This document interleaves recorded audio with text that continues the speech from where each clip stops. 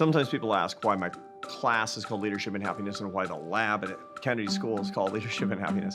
And the answer is because if you want more happiness, you need leaders that are happiness teachers. That's the reason. If you want more of the happiness, you need the leaders. The point is that there's an inseparability between leadership and happiness if we want more of it. One of the most treasured and valuable relationships I've developed over the past 10 or 12 years of my life has been with His Holiness the Dalai Lama. I've worked with him many times, and recently as well with the Harvard Kennedy School Leadership and Happiness Laboratory. Ladies and gentlemen, you're seeing a living bodhisattva who has dedicated his life to love and compassion, to the cause of happiness for everybody in the world. That different position, different sort of religion, different nationality is secondary level. Basically, we are same human being. Every time I see him, I remember things that I knew to be true, and I learn new things as well. For the Dalai Lama, it really does come down to love and compassion.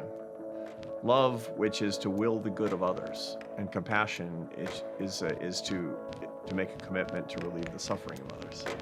He is taught that these require discipline over oneself, that selfishness will creep in.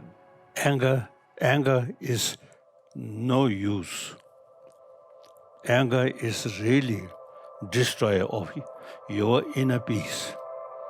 Your enemy is best teacher for your practice of altruism. Well, people are not as familiar as I wish they were with his story. He was exiled as a very young man, the leader of the Tibetan Buddhist people. He was kicked out of his country by raw military power, sent into exile to lead his faith and his people from a foreign country with no money and no resources and no support, no backing.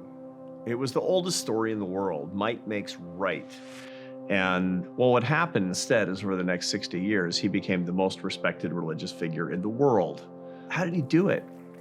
No money, no power, no military, no nothing. How do you do that? Because the world says that's impossible.